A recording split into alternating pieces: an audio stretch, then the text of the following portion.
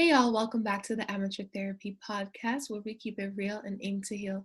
I'm your host, Sydney J, and today I'm so lucky to be joined by my very own uncle, Austin Blue. He's a pastor, he's a family guy, he's a husband, he's a videographer, like you name it, he does it, okay? So today we're going to be talking on the topic of fear, specifically why fear is futile and why, it's a useless emotion when it comes to progressing towards our goals, progressing towards the things that we want in life. And I'm super excited. I hope that today you're inspired by his amazing words and his wisdom. So let's get into the episode.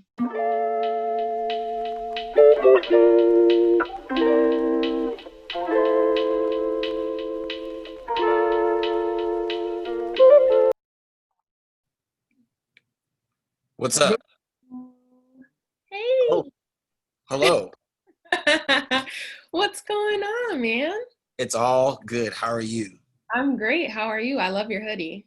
Oh, thanks. Thanks. I bought it in Denver trying to stunt, spending money I don't have.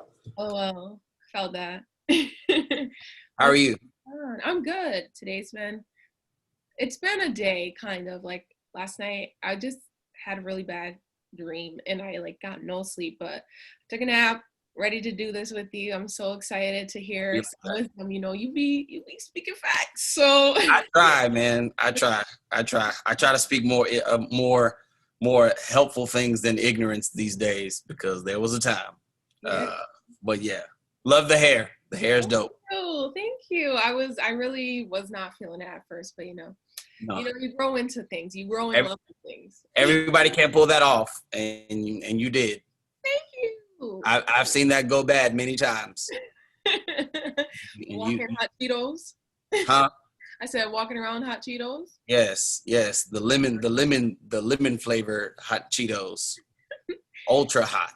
LOL. But yeah, so thank you for joining the Amateur Therapy Podcast. I'm happy to, have my family a part of this and, just love it.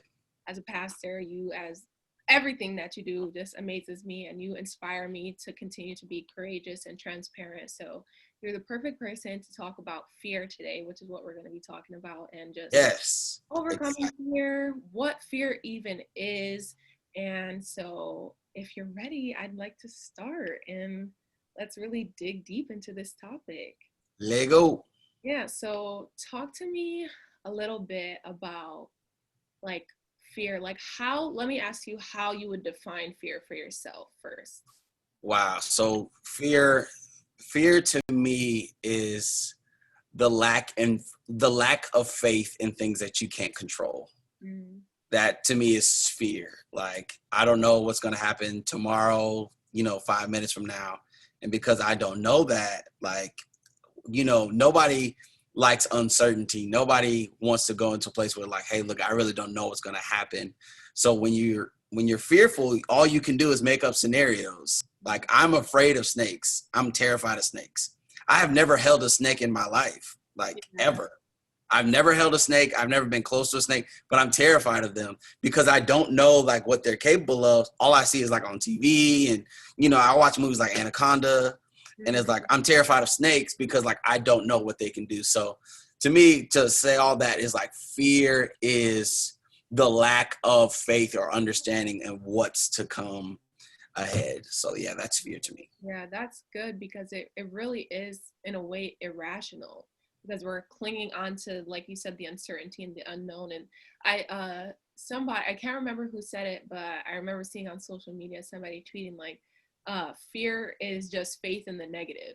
And that's so powerful to me. And I was just wow. So with that being said, I love how you broke that down. The uncertainty aspect is huge in that, it seems. So talk to me about your experience with fear and what types of fears you've had in your life and just tell me about that. Talk to me about that journey.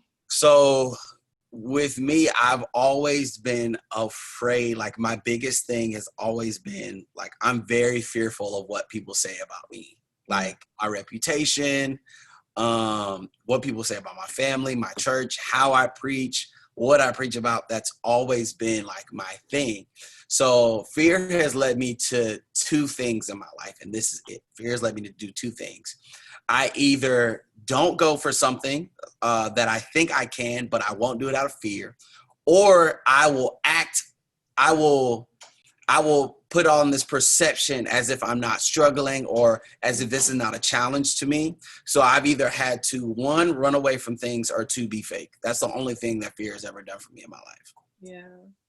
So like, how do you feel like those two things, the being fake or running, how do you think that has hindered your progress towards your aspirations or your goals or anything? Because really I'm seeing a lot of fear, especially now, like with fear of the election outcome, or like a lot of people my age or younger in college right now, like, oh, wanting to drop out and fear that they're not going to be able to continue on with the state of, you know, what we're going through, the pandemic, Right. race injustices, all these things. Like, so how do you feel like you've seen that hinder you in a way, and what ways were you able to come out of that? I've seen it hinder, honestly, my ability to dream, to be honest with you.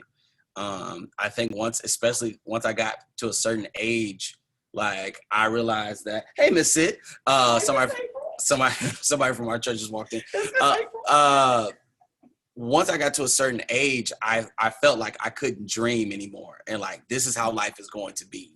So I was fearful, and I can't go back to school because I'm too old. What are the college freshmen going to say when they see this old 28-year-old man in this entry-level math course? What are they going to say? What are they going to, what are they going to think about me? So I've seen fear literally stifle me and stop me from continuing my education, making what I thought was at the time very strategic career moves. Because one of the things that fear did to me, it tells me that I don't deserve to be in certain rooms. So Right. it's just like, there's leadership councils, there's pastoral councils that I've been asked to be a part of.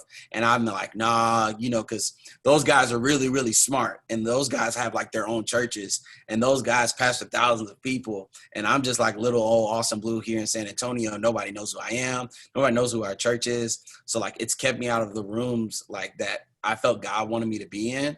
Right. And it's also like stifled my growth and progression as an overall person. So would you say, as of who you are today, Right. 28-year-old pastor, husband, family guy, Oh, like, yeah, would you say that you still have encounters with fear? absolutely. Like the fear of, will will I ever, like, will I always have enough to provide for my wife?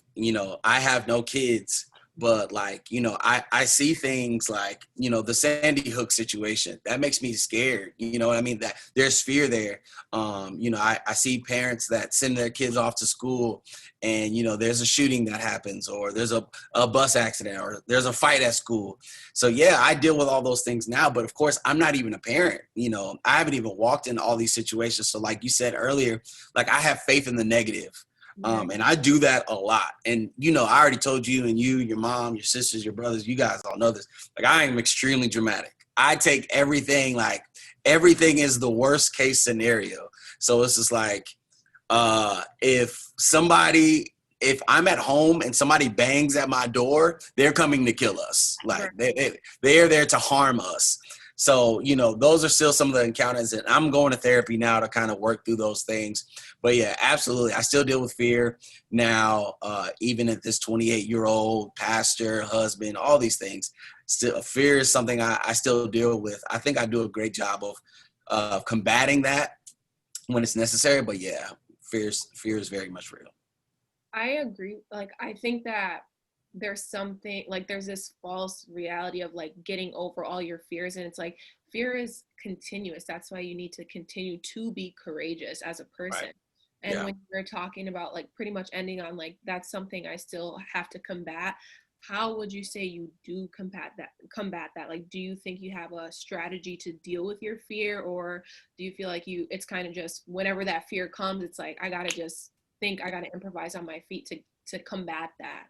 Well, one of the things I've done, especially like with starting therapy, is like I have to acknowledge that this fear is real. So I cannot act like it does not exist. So one of the things that I do is when I feel fearful or when I feel afraid, I actually start saying these things out loud. I'm Mm. afraid of the future. I'm afraid of losing my wife. I'm afraid of losing these things. I say them out loud. What that does is that makes me feel I feel very much aware and alive in that moment. So the next time that fear comes, I can know what to do because I've been here before. So when fear rises up, I use courage to fight that. Like that's what I do. That's what courage is. Courage is standing up in the face of fear. So like when fear is there, I use courage now to fight that. Like, if there was no fear, there would be no need for courage. So it's like I have to find myself being courageous in these moments, knowing that internally on the inside of me, whatever challenge or whatever fear this is, like I can fight this and I can overcome this. So like, yeah, that's how I fight it. Yeah, a lot of what I hear you saying is like you have to acknowledge and name, like put a name to that, Yeah. or else it's not real. And then if it doesn't exist, if it's not real in your life, then there's no possible way that you could achieve overcoming that. So Right. that's awesome. And I'm glad that you're still, working through those things and making sure that you're adamant about like overcoming fear and stuff like that. Yeah. So My fear has a nickname. I call my fear Rayquisha. Whenever fear rises up, I say Rayquisha is around the corner. right. That's really what I do. I say Rayquisha is around the corner. I hope there's nobody that watches this whose name is Rayquisha, because I'm sure you're a lovely person, but that's just my name for my fear. I give it a name. I acknowledge the fact that it is real and it's coming to steal my joy and it's coming to steal my peace and it's coming to stop me from being who God created me to be. So yeah. Like I feel like fear even in my life when I was younger, I dealt with a lot of uncertainty about my siblings because I'm not put their info out there, but two of my siblings suffer with. You already got one down. I know, but you just gotta guess the other. Yeah. We deal with mental health challenges, and Right. when we were teenagers, I would really be struggling to know, like, are they going to be here one day and gone the next because they're so depressed, and that caused me to have like really chronic anxiety, and it was just like that fear of the unknown. Instead of having hope and faith that they would be okay, instead of having trust in the process, like everyone goes through a lot of things, and we just have to see them come out of that, and it's okay. But speaking more about fear, Yes. do you think that, at least what you see in the world right now, do you think that fear is something that is plaguing the masses right now, and in what ways? Absolutely. To me, scary enough, these large corporations, these multi-billion-dollar businesses, politicians, governments, you build on fear. Like you really build on the fact that people are afraid. And I mean, it's no matter what it is, that's what people use to get their bag. They use fear. So, you take our presidential election, and I mean, I'll speak about that freely. You have on your conservative side, your conservative ads are this: if you vote for Joe Biden, the world is going to end because liberal values are taking over the world. And I mean, some stuff is ridiculous. I mean, but like, that's what the message is. So it's like, you tell your audience, hey, you're afraid, go to the polls and put in Donald Trump. If you're on the conservative side, if you're on the liberal side, it's just like, hey, this man in the White House is gonna blow up the world. He's got a nuclear bomb. If you don't vote Donald Trump out of the White House, your kids are gonna die. And a lot of it is capping as well. Like, your families aren't gonna be safe. And like, you can even see on the ads that are ran during these, like, first of all, these people need to relax. Like, do you want your children to be safe? Vote for Joe Biden. I'm like, my kids have been fine the last 3 or 4 years, like when Donald Trump was off. Now, I mean, I might not like the candidate, but it's like, don't use my kids being safe. And we do it all the time. Do you want your neighborhoods to be safe? Do you want your water to be clean? I'm like, bro, like, relax. Like, and that's how people, they prowl on fear. We see fear in commercials. We see fear in those health commercials, like when we see the old white lady fall, and just like, do you not want this to happen to your family member? Get this button that if you press it, people will show up. And we just see like fear sells, like kind of how people used to say like early 2000s, sex sells, fear sells, honestly, to be honest with you. Yeah. Sex Yeah. time still sells, you know, we got that walk going on. So You know, that's another Zoom call because LOL. We got yeah, the WAP worship and praise. worship and praise tells. There you go. No, so that's good. Yeah, I've seen it a lot, and especially, I mean, I can only speak to really my generation. There's so much going on with like, oh, people not believing in climate change, and then people like fighting for like protecting the environment and just the president and the election and all these other things. And everyone's like, oh, what's the point in anything now? And I've been Right. seeing this hopeless narrative like, oh, what's the point? And what's the point of getting my degree? And what's the point of just pursuing anything now? Because everyone in like my generation feels like the world is just coming to an end, and it's just a very big, massive like loss of hope, and it's hurting my heart. So that's really why I've been pulled to really talk about fear and how we need to address this as just communities, as people, and as just the human race in general. Right. So talking about the masses and everything, I just want to ask you another question. Please do. Love questions. Any advice besides, like, it can be in addition to what you practice of overcoming fear, but do you have any advice to tell people for when they need to address their fear, how they can go about it if they struggle with overcoming fear and facing fears? Yeah, so I will say this. Strip yourself of every title that you have. So for me, like, I'm a pastor, I'm a brother, I'm a husband, an uncle, like, you know that. Strip yourself of every title and ask yourself, what do I want most in life, and what am I doing? Like, how much am I willing to fight for that? And when those fears come your way, remember those things, whatever they are. So I know for myself, I want to be a great husband, a great leader, a great pastor, and a great family man. So when fear comes my way, I have to remember that those are the things that I want in life. And I have to remember that I have to fight for them. So it's just like, you know, I've had fear of sometimes like, oh man, you know, like, is Sydney and them going to be okay? Like, is my sister okay? Like, that fear is real. So the best way that I can be a family man is keeping my family under prayer, praying that God keeps a hedge of protection over your life, acknowledging that that fear is real, but understanding courage is me standing up in the face of fear. The simple fact that you can acknowledge that you're afraid is the first step to courage. Yeah. Like, just a simple fact that you can say, man, this thing really, really frightens me. You're acknowledging that this thing is there. I don't know if you ever watched Discovery Channel, but first of all, I think some animals are really, really stupid because, like, they just let the lion eat them. Like, there's no fight. There's no, like, if I see a lion 100 yards away, I'm gone. Like, I'm out of there. And the fact that some gazelles, like deers, whatever, like, I've learned that in animals, they'll be so afraid that, like, they literally get paralyzed, like, that they can't move. And that's not what you as a person have to do. Whoever's, like, needs to be encouraged by this, let fear be the thing. Okay, it's time for courage to rise up, and I got to move. So, like, when you feel fear, like, you got to start talking to courage immediately. Like, hey, it's your time. Like, wake up, courage, because, like, you're needed in the game. Like, that's what you do. So strip yourself of all those titles. Find out what you want. Find out what you're willing to fight for. And the moment that that fear comes up, you remind yourself what you want and what you're willing to fight for, and let courage take its course. Yes, I love that, y'all. Strip your titles. Strip your, bro, that in itself was the hardest thing for me to do, because titles are like, that's everything you are. Yeah. You're a brother, you're a sister, you're a mom, you're a dad, you're a husband. Your identity. Yeah, and in a society where it's like telling you, like, hey, do whatever you have to do to get these titles. And, like, so you have to compromise for these titles. You have to, like, go to school for these titles.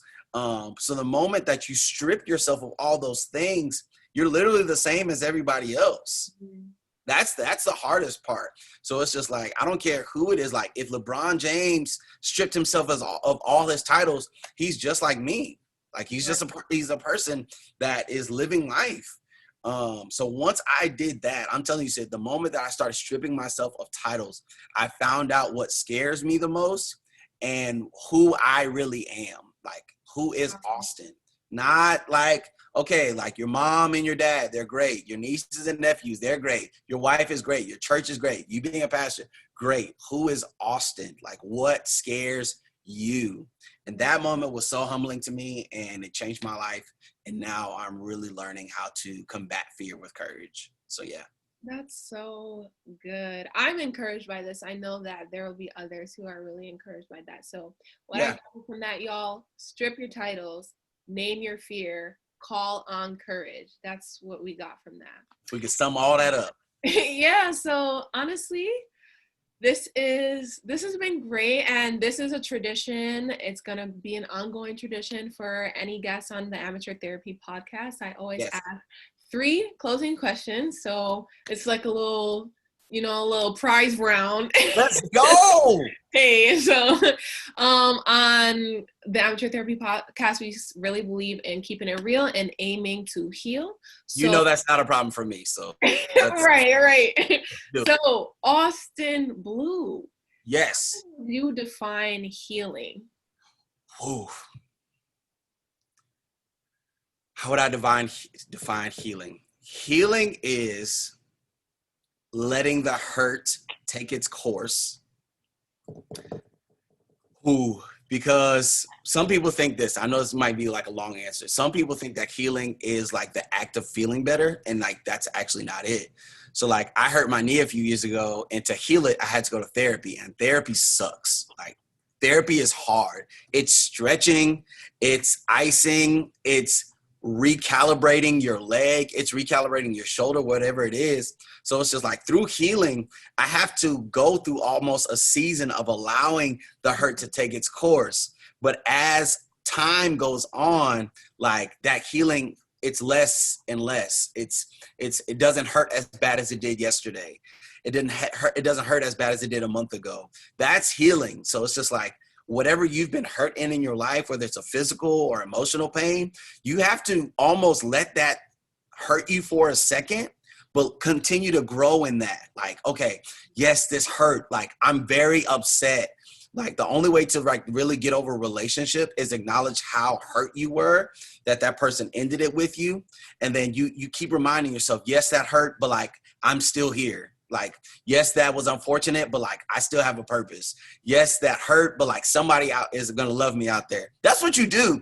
And it stops. It doesn't hurt as much 2 weeks, 3 weeks, a month, a year. Now I still have scars, like, and the scars are real and the scars aren't going anywhere, but the scars are a reminder that I was hurt once before, but like I have healing, and the scars aren't going anywhere. They're just not, you can't see them as much as you could when I first got hurt. So yeah, that's what healing is. That's so beautiful. That was such a rich answer. I love that. Man, thank you. I appreciate it. All right, next question. What would you call this chapter of your life? Oof, oh my God. Called to the unfamiliar. Called to the unfamiliar. Yeah. You want to expand upon that? So yes, 4 months ago, I was sitting at home. It was the middle of the pandemic. I literally started going to my Instagram and deleting pictures of me preaching here at my church and anywhere. I was going to call and tell my parents I quit. I was ready to resign as associate pastor here at Family Life and like just really kind of serve and just move away from San Antonio, all that. And the only reason I was doing that is because I was so focused on people who already know me. And I was so focused on the people that have seen me make mistakes. And I was so focused on like, man, I have to pastor the people who these folks took me to baseball practice. They used to change my diaper. Like I have to pastor my parents. I have to pastor my brother. I have to pastor my friends. So it's like, I was so stuck on the familiar that I'm completely forgetting, Sid, that God called me to pastor a generation of people that I have never met. Like I've never shaken their hands. They've never seen me. They've never said, "What's up, Pastor Austin?" And I have to think about them in these moments of insecurity and fear. I have to keep them in mind. I don't know them. I don't know who the young couple is going to be that's going to be struggling with their marriage and thinking about getting a divorce, but they come to Family Life and they hear me preach about not giving up on their spouse. I don't know who that is. I have no idea. And they don't know who I am. But that's what I'm called to. I'm called to the unfamiliar. The familiar will take care of itself. Those are the people that I'm worried about. So that's what I would call this season of my life. Every time I'm frustrated, want to quit, want to walk away, don't want to have anything to do with the church or like this gift that God gave me to share the gospel, I think about the unfamiliar. I think about the strangers. I think about the people that I don't know, that God is going to use me to change their life and draw them closer to him. That's what this season of my life is called. That's good. That's good. Yeah. Okay. Last thing. Do you have any words you'd like to leave with the listeners, with the viewers, just to encourage them or just to leave them with a piece of you, like who you are, whatever you'd like your last words to be to your listeners and viewers? What would you say? Oof, my last thing on this great thing that I love you so much for. It is incredible. I cannot wait till you get your own practice and do this with famous people, all that. But my last thing that I will leave with anybody is your titles are not your purpose. I think that might be it. Whoever, because everything else would be churchy, but your titles are not your purpose. And God's peace is everything. That's really it. Your titles are not your purpose, and God's peace is everything. I love that. Well, Austin, you know how much I love you and care about you and just adore you. And I really do. I really? You do. I'm so thankful that you just took the time out of your day to come and be here and talk to me, speak life into me, and everyone who's going to be watching, listening. And I just appreciate your words. You hear Clyde in the back. Young Clyde recovering from his high ankle sprain a couple weeks ago. But yeah, this has been awesome, and I can't wait for everyone to hear this. So thank you so much for being here, for your words. I love you. And love you. Thanks for being here. Thank you for tuning into the Amateur Therapy Podcast. I'll be back next Sunday at 5 p.m. Remember to keep it real and aim to heal.